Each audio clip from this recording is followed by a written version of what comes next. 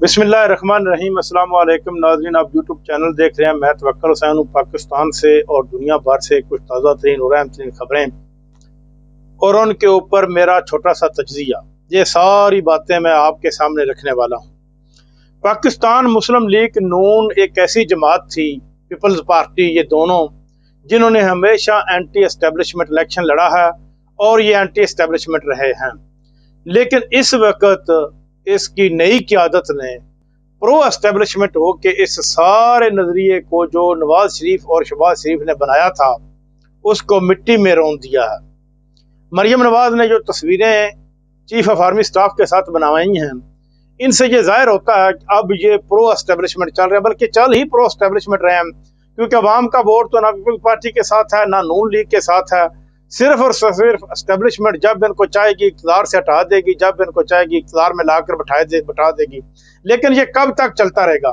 जब अवाम में आपकी मकबूलियत माइनस चली जाए, बल्कि 0% के ऊपर चली जाए, तो फिर दोबारा एस्टेब्लिशमेंट भी कब अंधे और गुंगे लोगों को कैसे कैसे बैठा सकती है? ये नहीं हो सकता।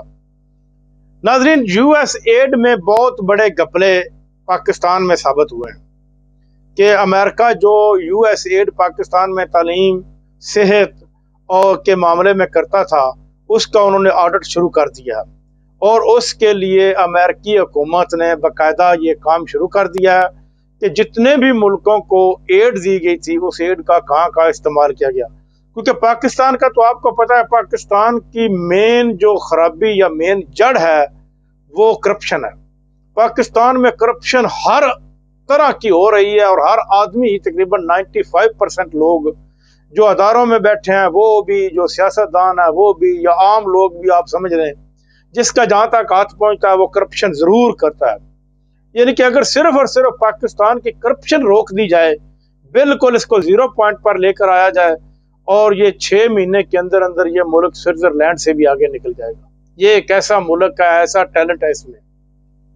नाजरीन, मैं एक आपको खबर दे रहा हूं कि पहले तो इमरान खान खत लिखते थे और उन खुला खत वो अहम लोगों के नाम के ऊपर, लेकिन अब एक इमरान खान को भी खत लिखा गया है, क्योंकि आपको पता है कि इमरान खान के पास तो कागज का टुकड़ा भी नहीं पहुंच सकता, तो ये खत कैसे पहुंच गया। लेकिन एक खत जो इमरान खान के नाम भी अहम हल्कों ने लिख दिया है, और वो खत आज या कल इमरान खान के पास पहुंच जाएगा और उसमें ये क्या लिखा होगा वो भी सामने आ जाएगा। बिलावल भुट्टो जरदारी ने एक बयान दिया जिसमें वो कहते हैं कि इमरान खान ने नौजवानों को मायूस किया है, जबकि नौजवानों को तो इमरान खान ने हौसला दिया है, बल्कि असलियत बताई है। ये बिल्कुल गलत बयान दे रहा है बिलावल भुट्टो जरदारी की बनने वाली जमात जो नौजवानों की थी, उन्होंने नौजवानों को मायूस किया और बहुत ज्यादा मायूस किया। इतना मायूस किया है कि नौजवान इस मुल्क को छोड़ छोड़ कर भाग रहे हैं, इस मुल्क में रहना पसंद नहीं कर रहे। इवन के जो प्रोफेशनल लोग हैं वो भी इस मुल्क को छोड़ रहे हैं, जिसमें डॉक्टर, इंजीनियर, इकोनॉमिस्ट और पायलट तर्ज के लोग, वो भी छोड़कर दूसरे मुल्कों में पनाह लेने के ऊपर मजबूर हो चुके हैं। सिर्फ इस पाकिस्तान में जो हुकूमत हमारी है, इसकी गलत पॉलिसियों की वजह से और इन गलत लोगों में के हाथ में हुकूमत आने की वजह से लोग मायूस और परेशान होकर इस मुल्क को छोड़ रहे हैं। अब अहम हल्कों ने एक और फैसला कर लिया, ये मैं आपको एडवांस बता रहा हूँ। अहम हल्कों ने पाकिस्तान तहरीक इंसाफ के पहले मरहले में 5 जो अहम रहनुमा, जिनमें शाह महमूद कुरैशी, एजाज चौधरी, महमूद रशीद और उमर सरफराज चीमा, ये लोग शामिल हैं, और डॉक्टर यास्मीन राशिद, ये 5 लोग हैं, इनको छोड़ने का फैसला किया। और मुमकिन है कि इनको मार्च के महीने तक रहाई मिल जाए। इनकी जमानतें तो इनके पहले भी हो चुकी, अदालतों से इनको तो रिलीफ मिलता रहा है। अदालतों तो इनको बंद नहीं किया, ना ही इनके ऊपर कोई केस बनाए गए। इनको कुछ हल्कों ने बंद करके रखा हुआ है, कुछ अहम लोगों ने इनको जेल में बंद किया, लेकिन इनको जमानतें मिलने की तवक्को मिल चुकी है और अहम बैठक में यह फैसला हो चुका है।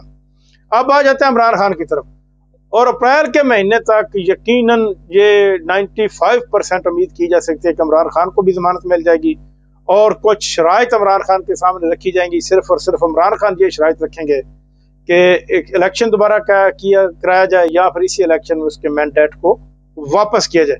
अगर ये शराइत नहीं हुकूमत मानती या अहम हल्के नहीं मानते, तो फिर एक ही शर्त और रखी जाएगी कि कुछ देर के लिए सब्र करें और सब्र करने के बाद फिर दोबारा हालात को नॉर्मलाइज करेंगे और नॉर्मलाइज करने के बाद दोबारा इस मुल्क में एक लॉन्ग टर्म पॉलिसी लेकर आई जाएगी, जिससे इमरान खान को की हुकूमत दी जाएगी या अहम लोगों को हुकूमत दी जाए, जो इस मुल्क के हकदार हैं, जिनको अवाम सेलेक्ट करेगी, वो उनको हुकूमत दी जाए और फिर इस मुल्क के निज़ाम को आगे बढ़ाया जाए और आगे लेकर चला जाए। अब तक के लिए इतना ही। अपना ख्याल रखिएगा। अल्लाह ने